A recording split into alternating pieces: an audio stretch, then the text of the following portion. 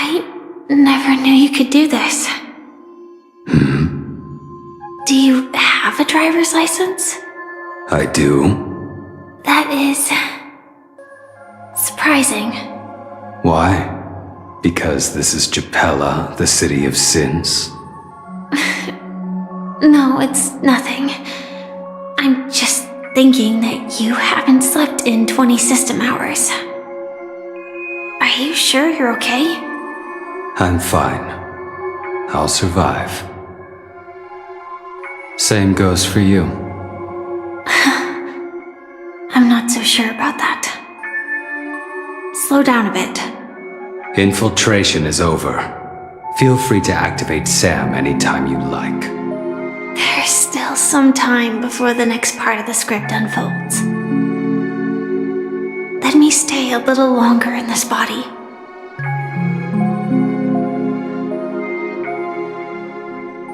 Such a long tunnel. Didn't feel this long when I set off. In half a system hour, it will lead us to Kafka.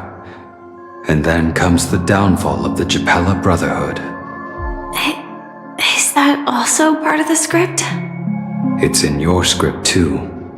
Sorry, I didn't notice. Their destiny won't change just because of your selective ignorance. I told you before, it's a bad habit. What about you then? Is this the moment you finally find the death you've been looking for? As always, it's a blank slate. It's not on this planet. Why the sudden inquiry? Because I'm currently in a car with a sleep-deprived driver. I just want to get there in one piece. This car has full self-driving capabilities. I'll just put my hand on the steering wheel. Will that do? Hey, don't take everything so seriously. Elio would always say there's only one type of destiny. The inescapable type. He can see the future, and we, likewise, are aware of our predetermined end. But before that moment arrives, we can still choose what we do. We all have this right, don't we? After today, Japella's name will disappear from cosmic history, and the Everflame Mansion will take its place.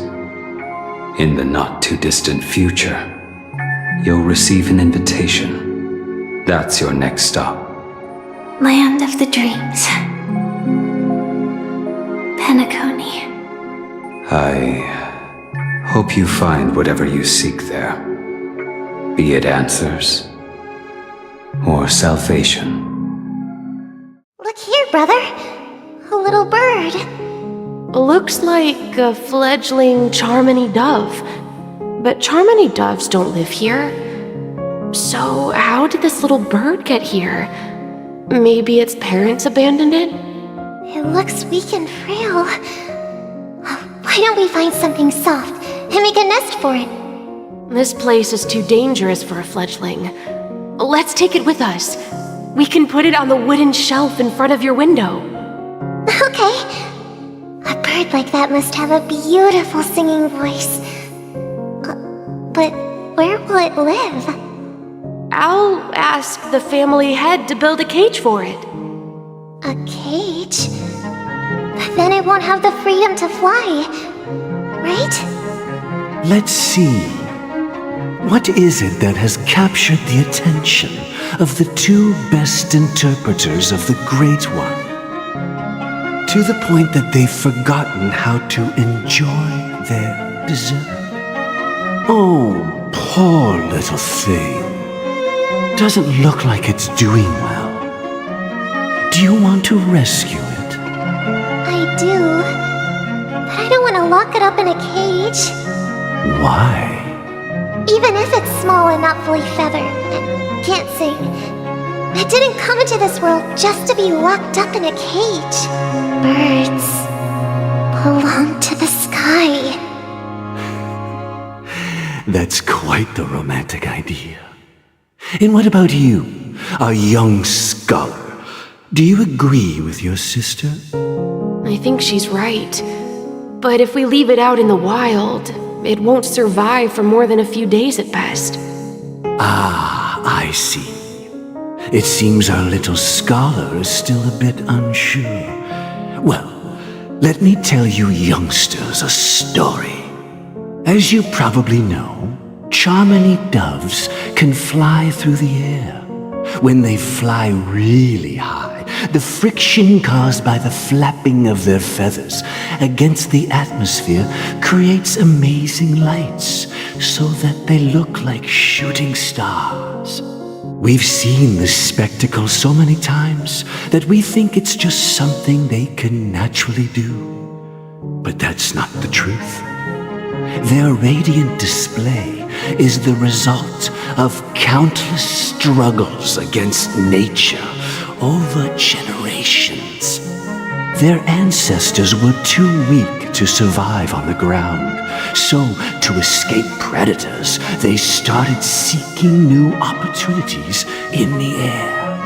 After countless attempts by many generations, one of them finally figured out how to fly. It soared into the sky and never looked back at the ground again. So, you mean birds aren't born to fly, but they find a way to do it through their determination, right?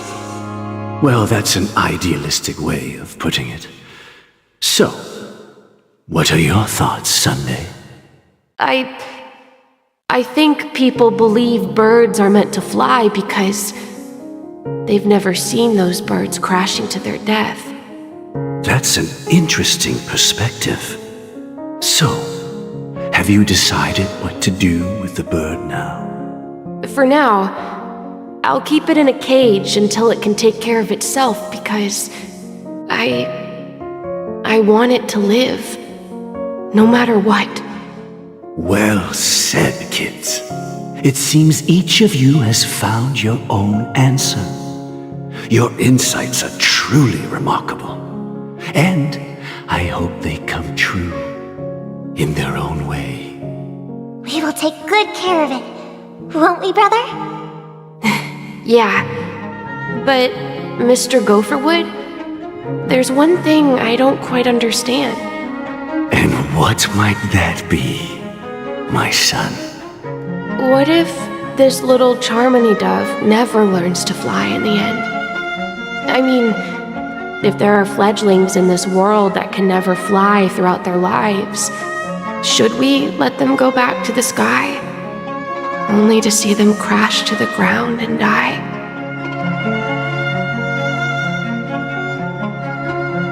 Talking in your sleep, Birdie? Time to wake up. How long has this rain been going on for? I used to believe, just like you, that it would eventually stop. Years and decades passed. And in the end, such hope faded away before the rain did. Looks like the god you mentioned doesn't exist after all. Well, let me share a story with you. Mortals who walk the paths are like sailors on a vast ocean, leaving behind a trail that creates countless ripples of possibilities. These ripples last longer than the fleeting lifetimes of humans. And for some, their presence leaves such a strong mark that it's reflected in the waves. Like those shadows on the ocean. Sin-thirsters, the obsessions of the Pathstriders, they emerge from the depths of IX. seeing themselves as masters of their own destiny, unknowingly repeating the actions of their past lives. They emerge from the nihility and head toward it, leading purposeless lives. However, these hollow phantoms, they were once my dear companions. A group of galaxy rangers. Are you watching over them? Watching over them? No. I'm guiding them toward transcendence. It was a brutal war.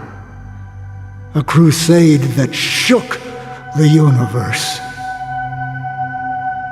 The universe witnessed the fall of Zulo, the Lord Ravager, but it came at a price. A price so hefty that only those who were there still remember.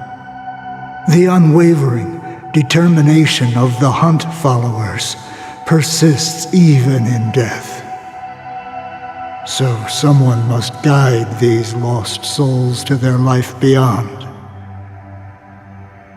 They were heroes in their time, and they shouldn't be reduced to mere puppets of the nihility. As for me, I've suffered too many losses on that battlefield to advance any further. And that makes me the most fitting person to carry out this task. But you know, these sin-thirsters, they're not who they used to be. Does this seem pointless to you? Well, some tasks have to be done, even if they are pointless. I can help you. For what? For the meaning of the nihility. That's what I've been seeking. I see. After all, this realm is off limits to ordinary souls, right? Thank you, stranger. I wish that you find what you seek. Before we part ways, I have one more question. It is true that their actions and even their entire lives may seem pointless from our perspective. But if, and it's just an if this is what the departed ones expected, should we try to change it? A good question. And a profound one. I don't know the answer. What I do know is that one day I too will pass away. I hope that when that day comes, someone will stand at my grave and place a bouquet of flowers. When I appeared as a child, my speech, mindset, and soul reflected immaturity and innocence. As I grew into adulthood, I left behind my childlike side. I humbly request your blessings, esteemed advocate of Shipe. Come to me, my kinship. I have sought their presence with us. As you wish. I have faithfully served the Alfalfa family for nearly a decade, promoting the path of the harmony to the best of my ability. However, I made a mistake yesterday. While I was preparing dinner for the family head, I accidentally dropped a prepared dish on the floor. Out of laziness, I lied and claimed that everything was ready. Although the head has dismissed me as punishment, it has been tough to sleep with the guilt still gnawing at me, as I worried that the seeds of evilness may have taken root in my soul. So, I confess to you now to seek atonement for my sins. Do you sincerely repent and vow to change your ways? Yes. Have you examined your soul? confessed all your sins? Yes. Are you willing to accept the process of atonement? Yes. Very well. Show your dedication and goodwill to the family, and you shall be reinstated among them. Now, please, leave in peace. Praise Sheepy. And thank you, esteemed advocate. Next, please step forward. I wholeheartedly confess to you. Please, pardon my sins. Rest assured, I have implored their presence to be with us. As long as you are sincere, absolution will be granted. Oh, great. You know, I arrived in Penacony as a stowaway. I sold everything to get a ticket. My house, my land, and my 2 children. I see. Please, go on.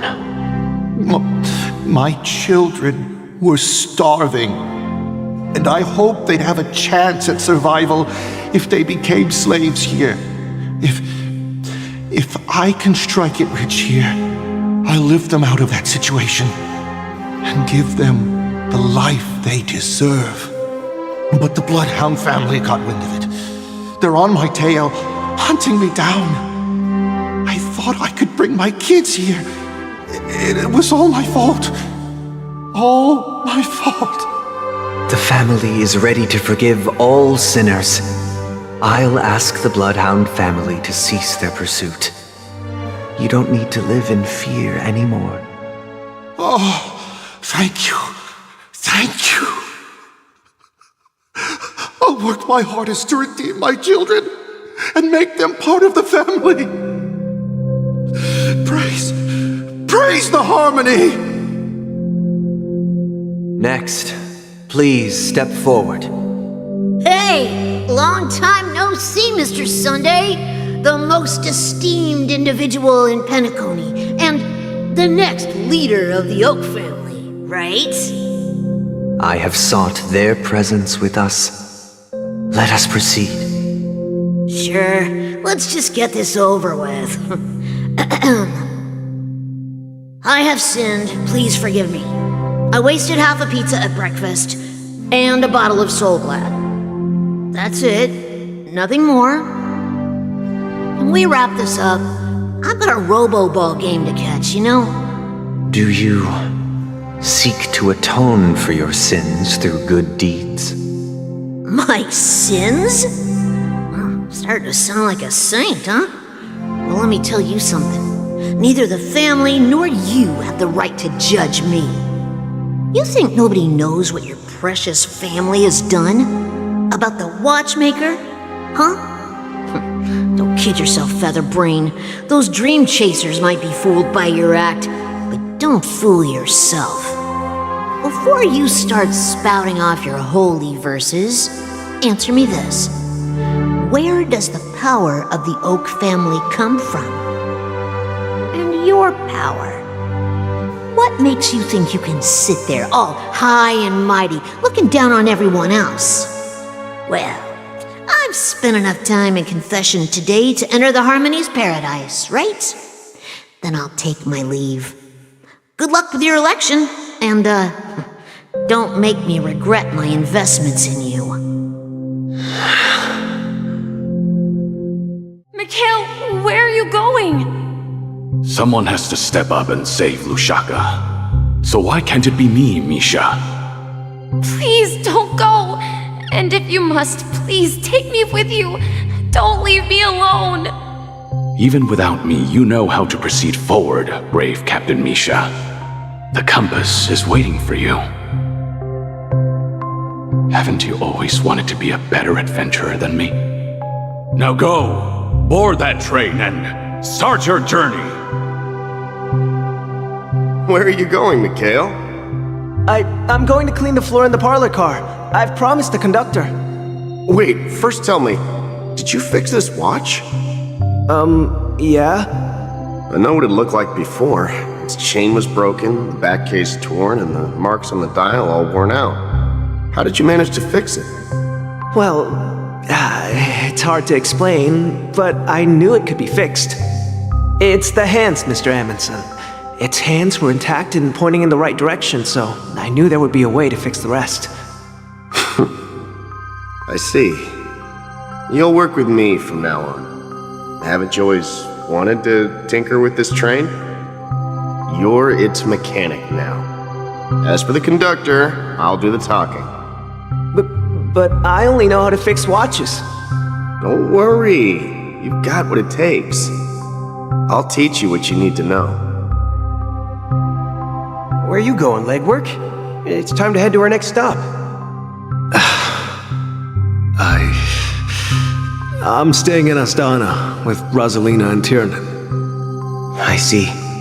This place reminds you of home.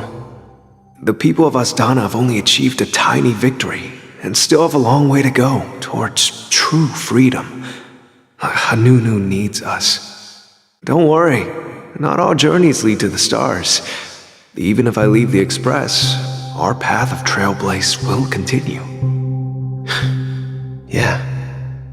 I knew you wouldn't stay on the Express forever. Leave in peace, my friend. And, take this with you. This is Mr. Amundsen's hat. But why? When he departed, he said he would leave it to his best student. Well, I suppose the time has come. Farewell, legwork. Take care of Tiernan and Rosalina. And don't forget to write to us. Where are you going, Watchmaker? Don't worry, Micah. Just going on a little trip. Someone has to be at the forefront of the interstellar frontier, and I'm the only former nameless in Penacony. So why can't it be me? Because you're all we have! Have you forgotten about Tiernan? The cosmos is way more dangerous now. What will happen to Penacony if we lose you too? But what will happen to Penacony if we don't find a way out? Tiernan. How could I ever forget him? I've spent countless sleepless nights asking myself why I didn't go with him back then. We Nameless won't stop. Don't worry, Micah. It's just a matter of getting back to my old profession. Just wait for me to come back. But if, and it's a big if I don't come back in one piece, then you'll become the next Watchmaker. Where are you going, old man? Oh, you're here. Answer my question. What are you up to? Relax, Gallagher. I just came up with a great idea. Wanna hear it? Oh, come on! Aren't all your ideas just ways to get yourself killed?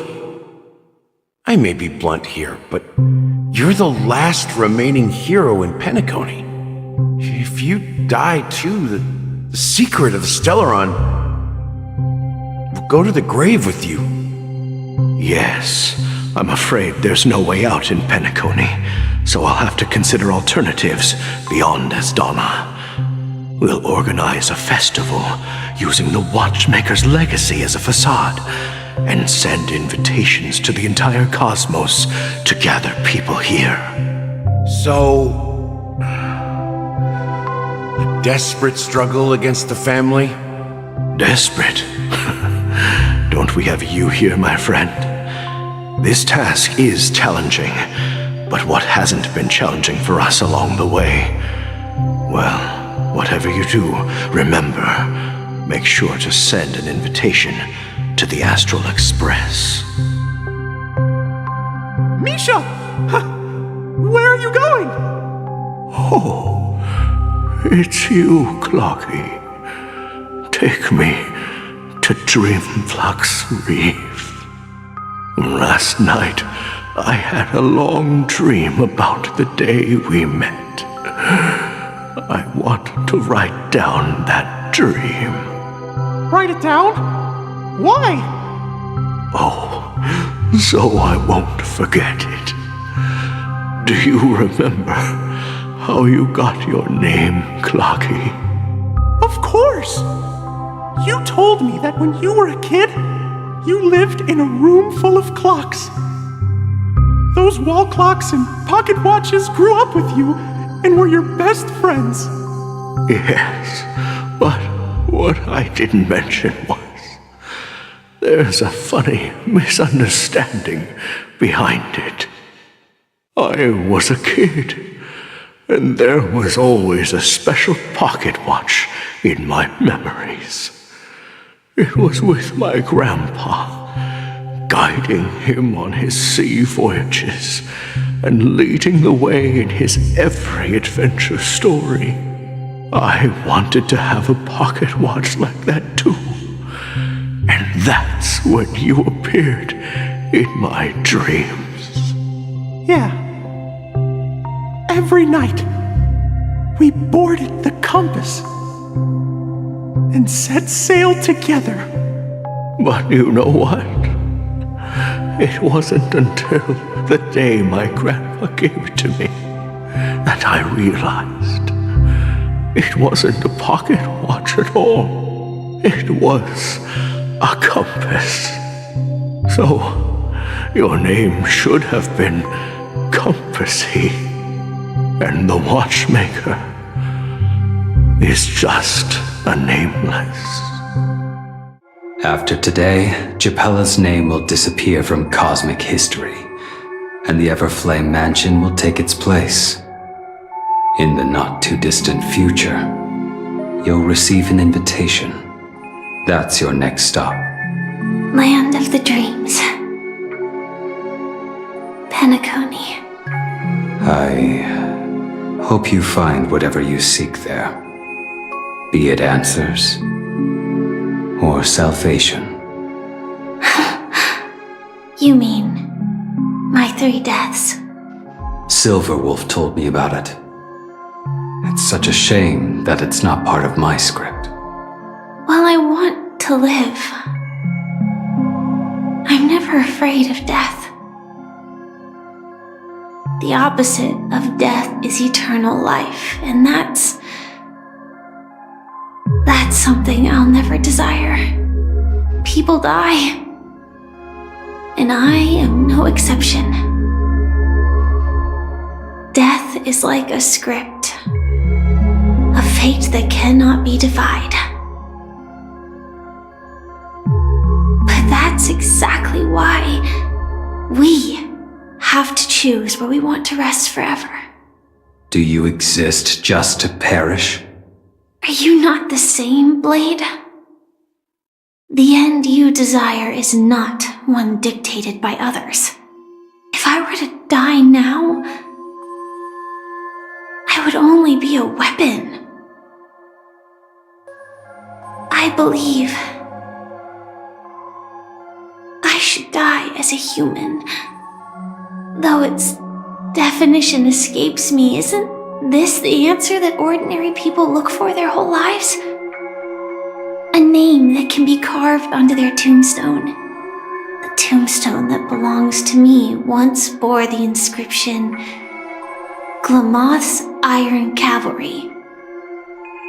Then it changed to Stellaron Hunter. But one day, it will bear the name Firefly. And all the brilliance she showed at the end of her life. It's warm here, isn't it? You're lucky to have found shelter from the rain, let alone fresh berries in this desolate place. I was just following the scent of life. It's particularly strong in a place like this. It's a shame these berries don't have much flavor. Seriously? In case you didn't know, this fruit is pretty juicy. The only downside is that when you chew it, it becomes extremely spicy. Have you lost your sense of taste? can still taste certain things, like a faint sweetness. Before coming here, I stopped by a place called Orkron. It had barren cliffs and nights lit by bonfires. Burgundy snow would fall from the sky, and when it landed on my tongue, it tasted like raspberries. The flavor wasn't exactly sweet, but it left a lasting impression. When I think back on my past, I realize that what's tying everything together isn't the big events, but rather these small yet unforgettable moments. Don't worry about it. Losing oneself is a reality that every self-annihilator must face. At least I haven't completely lost my senses and memories yet. Well, congratulations on adding another footnote to your journey. By the way, are you always alone? No, I had a companion in Orkron. She's a short, nameless girl who aspired to explore IX. She always said she'd walk a path deeper and farther than Akavilis. Quite an ambition for such a small girl. So, what happened? She became stagnant water. Well, my condolences. Condolences. I don't need them. The girl left with a smile. She never regretted her choice and most definitely wanted me to say goodbye with a smile. So, that's what I did. That's proof that you're grieving for her. Or perhaps I'm just afraid. Afraid? I rarely sense that emotion from you. What do you fear? I'm afraid I'll forget the 30 days I spent with her, just like all the other days in my life. Most of them have already washed away with the rain, disappearing into an unseen realm. I fear that those vivid red memories will fade away too. There isn't much color left, and besides this faint, warm red, there's almost nothing. Hard to imagine. A ranger accustomed to bloodshed, destruction, and chaos finding warmth in the red color. Because I have experienced this warmth many times. Long ago, I promised someone that I'd bring it to more people. And that for every remaining moment of my life, I'd strive for a better ending for all. As long as this red color still lingers, I have a chance to fulfill that promise. It represents a burning fire, a blooming flower, the berries in this cave, and life itself, fleeting yet still dazzling. In the end, it will lead me beyond the horizon of existence. And on the other side, I will cut off nihility. The one blessed by the sleeping and shapeless is considering how to kill them. That's truly pure nihility. But you're right about one thing. After spending so much time near this stagnant water, only when I look at this vibrant red fire do I realize that I'm still alive. When will this rain ever stop? Perhaps when the sorrows of the departed have finally quieted down, the sky will clear up. Well, let's start with a conclusion. The crew was defeated in the battle against Sunday. Everyone in Penacony failed, and no one survived. But don't panic. The truth, as horrifying as it may be, is not yet irreversible. There's still a glimmer of hope, and that's why I'm here. Next, I'll use this empty light cone that carries all your memories to relive everything that happened before. And when this story reaches its end, I'm sure someone as clever as you will notice that. There's a major flaw in the story you have experienced. Yet, within that flaw lies a glimmer of hope. Are you ready for it? Do you remember everything? When the clock turned back, the Express started a warp jump, sending you to a strange dream.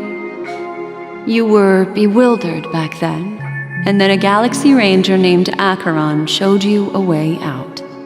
When you arrived at the Reverie Hotel, you met the doorman Misha and had a confrontation with Aventurine, an IPC representative. Thankfully, Acheron appeared again and helped you. After that, you saved Firefly and explored Penacony together. During the tour, you ran into Sparkle disguised as Sampo and accidentally entered a child's dream. There, I rescued both of you from death, but Firefly didn't return to reality. She realized the truth and tried to involve you in her plan, but that resulted in an accidental death. Even more unsettling, you soon encountered another murder. The 2 cases of death prompted you to investigate the truth behind the sweet dream. Despite your efforts to gather information about the 2 victims, you didn't make much progress. But you did learn about the watchmaker from Gallagher. Meanwhile, Aventurine was secretly carrying out his scheme, in which you were one of the pawns. In the midst of a fierce battle, Acheron revealed her true identity as an emanator of the Nihility and unsheathed her sword. That strike foiled Aventurine's plan and opened a passage between the sweet dream and the original memory zone. Upon your arrival at Dreamflux Reef, you learned the truth that death was actually dormancy, as well as the truth about the dreamscape, the Stellaron, and the bellboy, Misha. You split up with Sunday and Robin, looking for a way to seal the Stellaron. However, it turned out that Sunday and the Dream Master had their own hidden agenda. And you had to engage in an ultimate duel on the stage of the Charmony Festival. Finally, the story reached its conclusion. You emerged victorious, with the Trailblaze triumphing over the Order, and Penacony embracing a bright and peaceful future. This marks the end of the thrilling journey in Penacony. I'm sure you've already noticed something unusual, haven't you? The major flaw, which contradicts all the known information, hides in this story.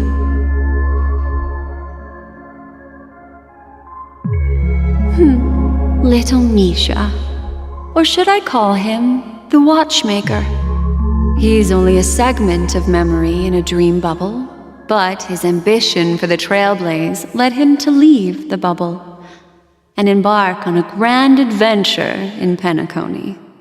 While Misha is a rather special memory zone meme, and he was granted power by the Trailblaze, there's still one thing that he shouldn't be able to do. A life born in the memory zone could never manifest in reality. So, why did he appear in the Reverie Hotel in reality? The answer is simple. He is the one fatal flaw that contradicts all our known information. This means that you, who wholeheartedly believe in this memory, are still trapped in the dreamscape at this very moment. Wake up, sleepyhead. Break free from this eternal dream and return to the real world. We'll find our answers there.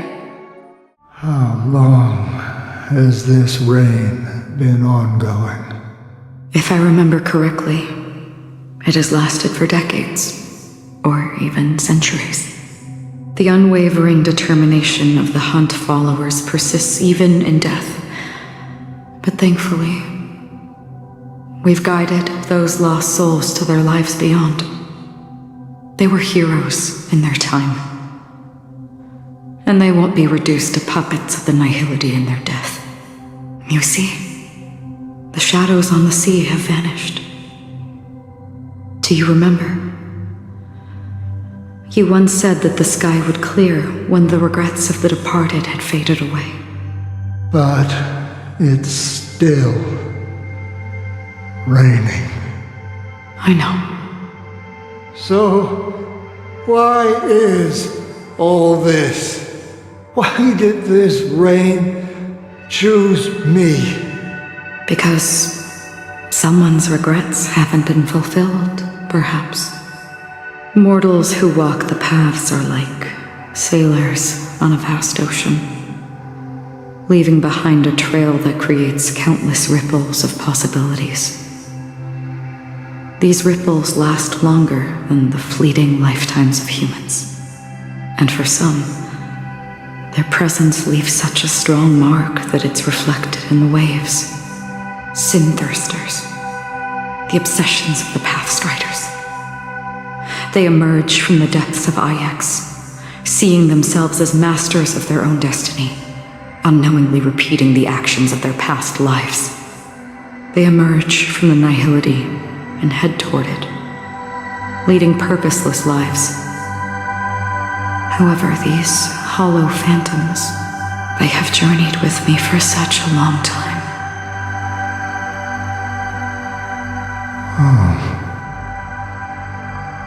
So this is how it is.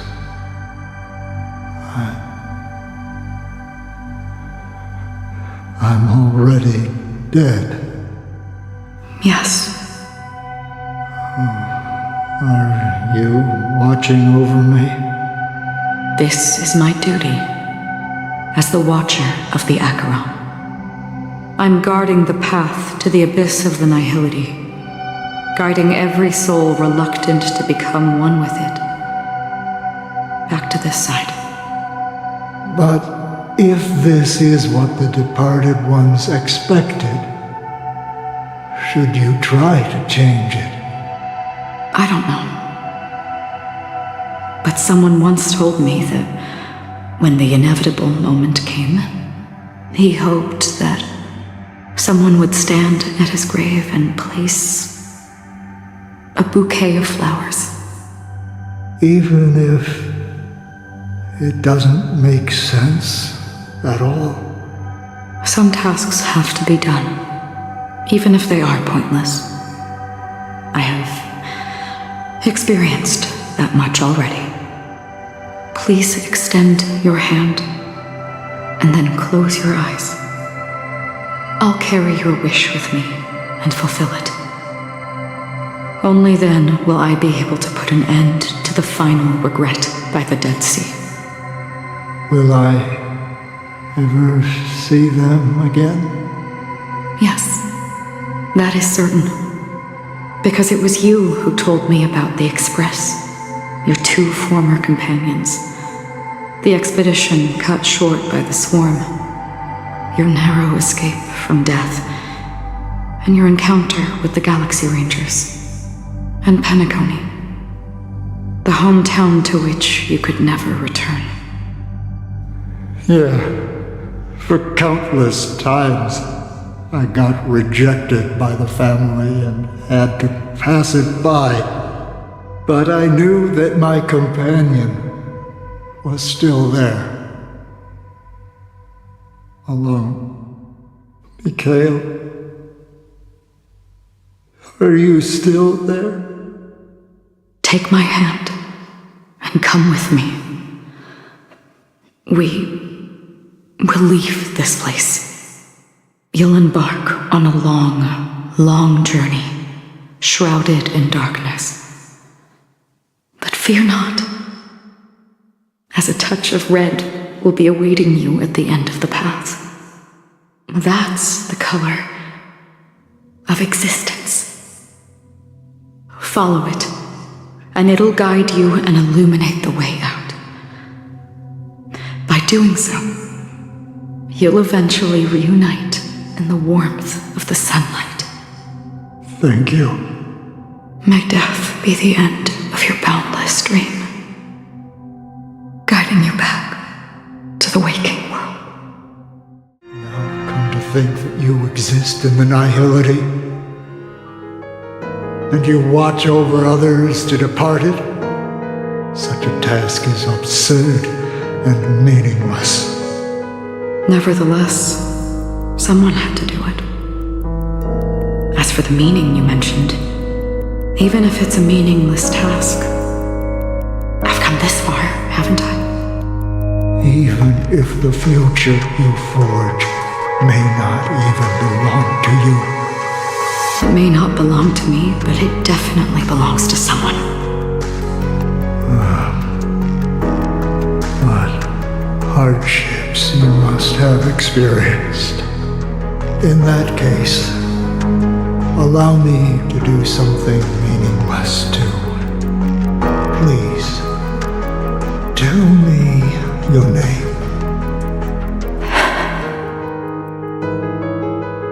Perhaps my existence will vanish in the next moment and nobody will remember this conversation or your answer.